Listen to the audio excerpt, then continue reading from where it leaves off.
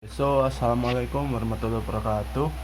My name is Muhammad Farel Kaylief, and I make this video for the assignment of the CCU class. So today I will talk about um, German stereotypes that basically are straight up true, and it's not only not only about the cliches about German, but it is actually true. Um, okay, so the first is Germans are very direct.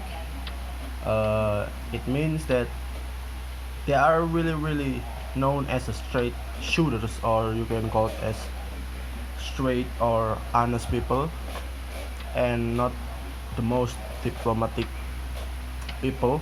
And this tendency can sometimes come off as a downright rude, because some people may seems it may look it as a rude action, and then especially in cultures where there is a stronger emphasis on indirect communication. The reason is that Germans tend to be very goal oriented in their interaction. To the right they want to get to the they want to get right to the point and not beat around and push. Germany also doesn't have a big small talk culture. As example, the US, where it's much common to talk to strangers on the street, and it is very different with the Germans. And the upside of this tendency is that isn't that much to the code. A yes is a yes and no is a no. So it is very straight up, and it is not meant as an affront or insult, by merely serves to state the actual conviction of the speaker. And then the second is Germans love rules, organization, and structure. Germany has an abundance of laws regulating all aspects of life. See, for the example, the German beer law. Even the beer has a law in German, and its people like to obey them. They like to obey them. This tendency is one of the many leftovers from the values both propagated by the Prussians. Prussia used to be a German kingdom known for its unusually well organized and effective army. And the amount of overregulation in Germany can sometimes lead to a certain inflexibility. On the other hand, it is the Germans' ability to organize and create structure which has earned them their reputation for being efficient. And then the third is Germans are very punctual. Being on this is considered a virtue in Germany. They would rather be too early than too late. Punctuality is seen as a sign of respect to a person. You are meeting, example, when you are meeting, you are having an appointment with someone, or your doctor, maybe your dentist. It is a sign of respect for German people. And it does not mean that every German is good about this, but they will apologize if they arrive past the agreed upon time. And on the same time, line of thought, train and bus schedules are given in exact minutes, and yes, people do accept transportation services to be true to their schedule. However, the Deutsche Bahn, German rail service, has a reputation that their timetable is merely an approximate reference for when trains will arrive or leave the station. And then four, obviously, Germans love football, and the football is not the American football, but it is soccer. Football is a simple game. 22 men chase a ball for 90 minutes, and at the end, the German always win. Quote by Gary Lineker. By a wide margin, football is the number one most attended and practiced sport in Germany, besides Brazil. Besides Brazil, who known for their football culture, street street football culture, and then it is so popular that it could be considered a national pastime. The German Football Association consists of more than 26,000 clubs and 178,000 teams. There are more football fan clubs in Germany than any other country. In addition, the German Football League, the Bundesliga, attracts international superstars and is followed by many people outside of the Germany. The country national team is strong in international contests and has won 4 World Cups. Did you catch their more recent victory? In the recent years, Germany has won 4 World Cups, and the women's soccer has also getting more and more attention as the women's national team has 2 world titles to boast their their um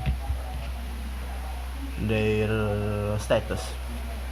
And 5 is Germany is well insured. Germany is a land of insurance. You can secure yourself against almost anything. Personal liability insurance, household insurance, legal insurance, life insurance, travel insurance, even pet have has an insurance, car insurance, bicycle insurance, unemployment insurance, and many more. You can name it. Whether there is a due to a special Teutonic need for protection and security is up for debate.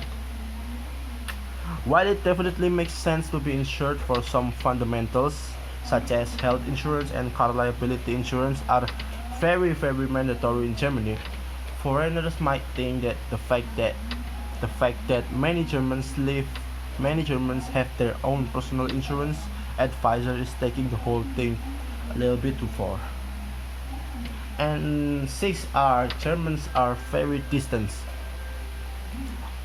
You may have heard that Germans are often described as being a little standoffish and cold. That might be because people's personal space bubbles are very large here in Germany than the other countries. Therefore, Germans have a tendency to treat strangers rather formally, especially at first encounters, and as mentioned earlier, are not always big on small talk, so they really have a big bubbles that create distance with other strangers, and they really don't like to do small talk like American do, and they really like to straight to the point. And though sometimes this might seem like they have stakes in places where they don't belong, it just means they take a little longer to warm up to others. As consequences, close friendship with Germans don't necessarily happen overnight. So it's not like you met somebody this day and you become a friends the next day. With Germans, it's not like that. So it can be like maybe a month or a year maybe, because Germans are very distant, and because when they do form, they are generally very genuine. So when you really already friends with them, the Germans, they actually not really bad, not really cold, not really rude. They really general. They are generally very genuine and a good person. And 7 is Germans love to drink beer. So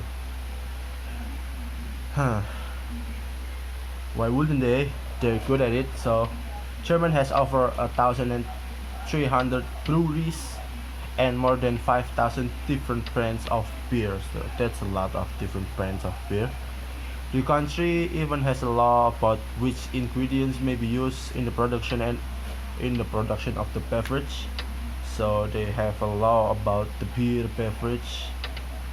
The beginning of the so-called Deutsche Reinheitsgebot, I don't know to pronounce it, dates back in 1516, talks about taking brewing seriously.